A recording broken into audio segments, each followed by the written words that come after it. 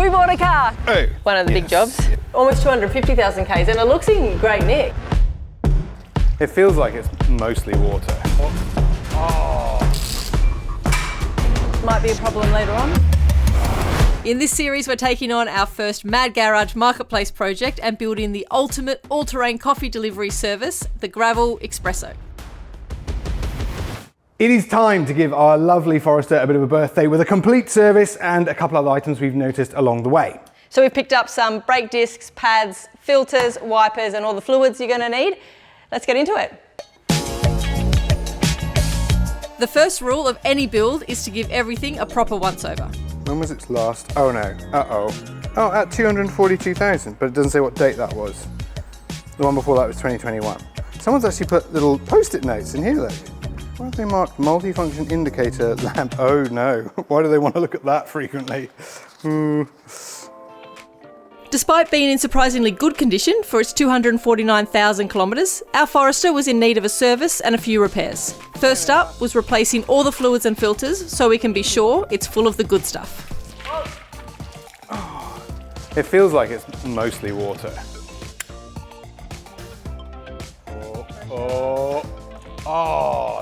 She's landing. Like a pro.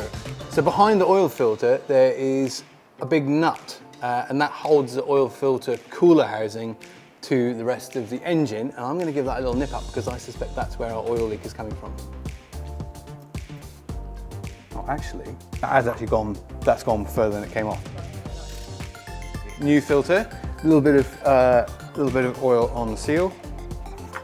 That's actually a lower profile oil filter than the one that came off. That is way more aero. It's way more aero and way more off-road. It can't get bashed off by rocks. Yeah.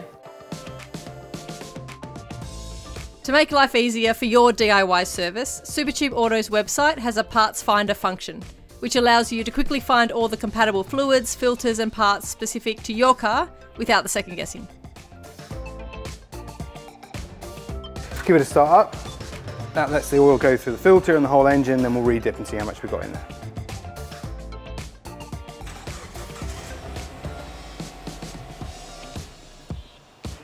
Yeah, lovely. She's good to go. Swapping in a new air filter is probably one of the quickest and easiest jobs on our list, and one that will have a big impact on the health of our EJ. Speaking of health, we'll chuck a new cabin filter in there too. So oils, fluids, done, filters, done. Then it was time to move on to the old brakes, which were starting to run low and show signs of warping. Warping can be caused by a number of factors, most commonly overheating or rapid cooling, and it feels like a gentle pulsing through the pedal when you press the brake. When pads become low, it can also make this issue worse. So they don't actually look too bad, other than that dent I just put in it with the hammer. But you can see there's some pretty serious scoring on them. I don't really care what the explanation is, because we're putting on some new, lovely high quality discs. Now some discs, when they arrive, need cleaning, like you need to give them a proper spray with a good quality brake cleaner.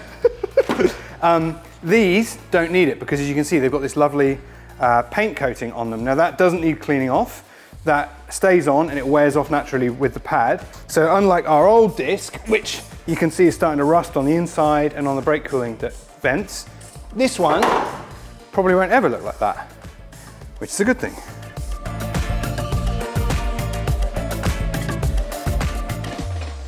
Little bit of copper slip. That makes the next person who changes these brakes life a little bit easier, so you're welcome. So it was time to swap them out for some shiny new, locally made discs and pads. Oh yeah, perfect. This is pretty much how quickly they change a set of pads and rotors at Bathurst. Yeah. Give or take. Give or take. Yeah, that's it. Top tip, brake fluid, it attracts water. So if you keep a bottle of brake fluid open for too long, and naturally it will start to get water in it. One of the ways of minimizing that effect is, rather than peeling the whole top of the brake fluid off, make a little... Smiley face. Make a smiley face. Make a smiley. Face. You want to make a smiley Yeah. face? All right, Molly wants to make a smiley face, which is still the same principle. So what you do is you make... I mean, I would be doing it slightly differently, but anyway, here we go. We're going to do Molly's smiley face. You make 4 little dots there, which are the smile, and then you do 1 dot at the top like this. It's a much more controlled pour, and when you are done, it absorbs minimal air from the atmosphere into it. So, my top tip. How good is that? Brake bleeding involves flushing the brake fluid through the system to get rid of old brake fluid and potentially any trapped air that's in the system, which you don't want. Not all brake fluids are compatible though, so make sure you're using the right fluid. And in this case, as we're not sure what brand of fluid was in this car originally, we're going to make sure we flush out all the fluid completely and have only the new stuff in there. A spanner check is always a good idea, giving all the major nuts and bolts a once over so you don't get any surprises on the road. Job done.